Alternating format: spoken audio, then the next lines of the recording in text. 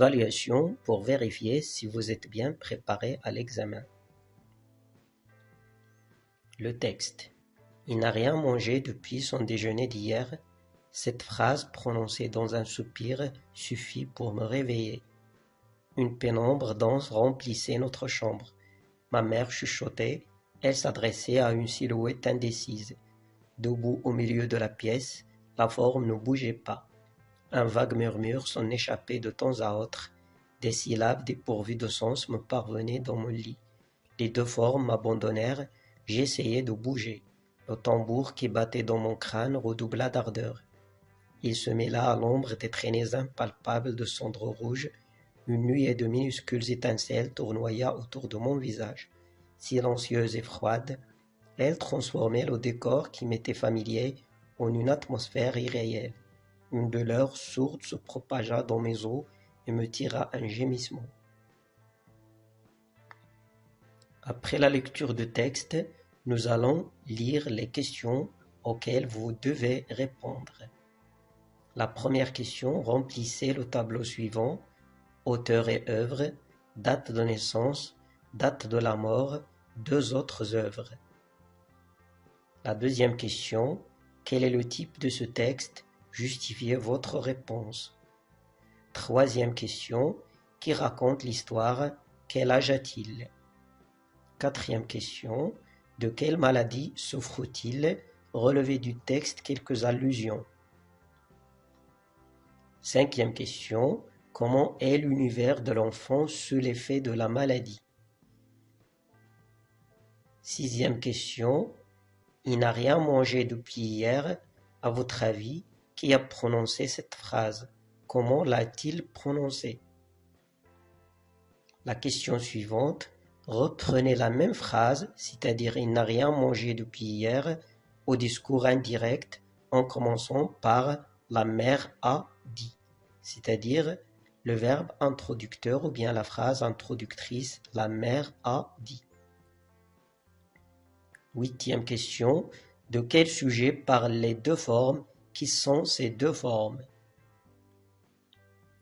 La question 9, relevez du texte une autre expression qui remplace le père. La question 10, dans cette phrase, une nuée de minuscules étincelles tournoya autour de mon visage. Il y a une métaphore, une périphrase, une métonymie. Donc vous allez choisir la figure et vous allez la souligner dans la phrase. La question suivante, trouvez dans le texte les synonymes de gémissement, forme, murmure.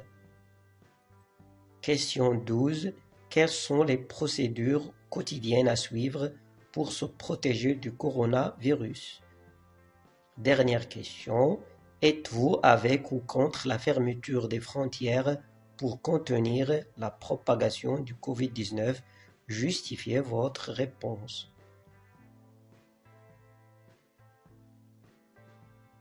Donc, essayez de répondre convenablement à toutes ces questions. Et maintenant, je vais vous proposer les réponses. La première question, remplissez le tableau suivant. L'auteur et l'œuvre, Ahmed Safraoui, La boîte à merveilles.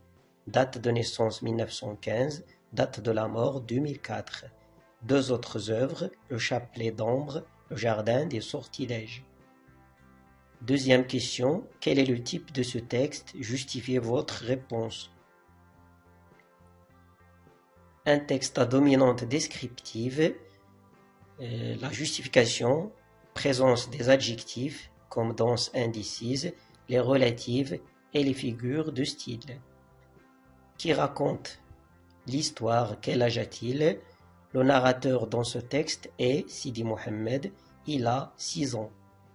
Quatrième question, de quelle maladie souffre l'enfant? Relevez du texte quelques allusions.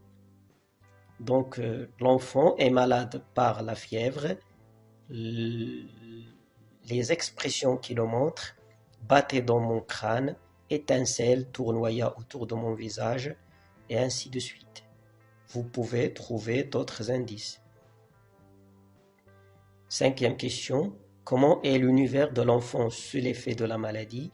C'est un univers irréel, plein de cauchemars et d'hallucinations.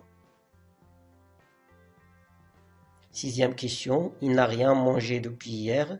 À votre avis, qui a prononcé cette phrase? Comment l'a-t-il prononcée?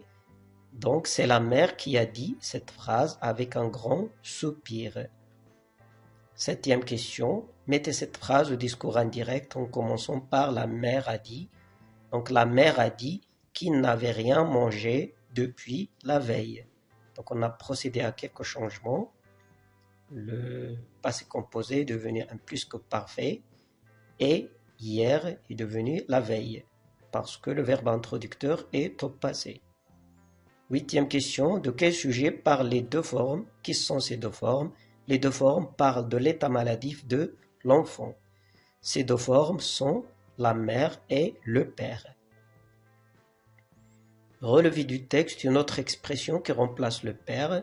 Les autres expressions, c'est une silhouette indécise, la forme. 10e question. Dans cette phrase, une nuée de minuscules étincelles tournoyaient autour de mon visage. Donc il y a une métaphore. Nous avons souligné la métaphore. La question 11. Trouvez dans le texte les synonymes de gémissement. Le synonyme de gémissement, c'est soupir, forme, silhouette, murmure ou bien murmurer, chuchoter. La question 12. Quelles sont les procédures quotidiennes à suivre pour se protéger du coronavirus? Donc, vous allez proposer quelques procédures ou bien mesures pour réduire les risques du coronavirus. Il faut se laver continuellement les mains, porter les masques, assurer la distanciation sociale, manger sainement et faire du sport, etc. La question 13. Êtes-vous avec ou contre la fermeture des frontières pour contenir la propagation du Covid-19? Justifiez votre réponse. Donc, il s'agit de votre propre opinion. Vous pouvez dire « je suis contre parce que » ou bien « je suis avec parce que ». Donc, une réponse proposée, oui, il est certain que la fermeture des frontières est une bonne décision pour réduire la propagation du virus et y faire face. Malgré la crise économique qui nous menace, cette décision est pratiquement efficace pour arrêter la progression du Covid-19.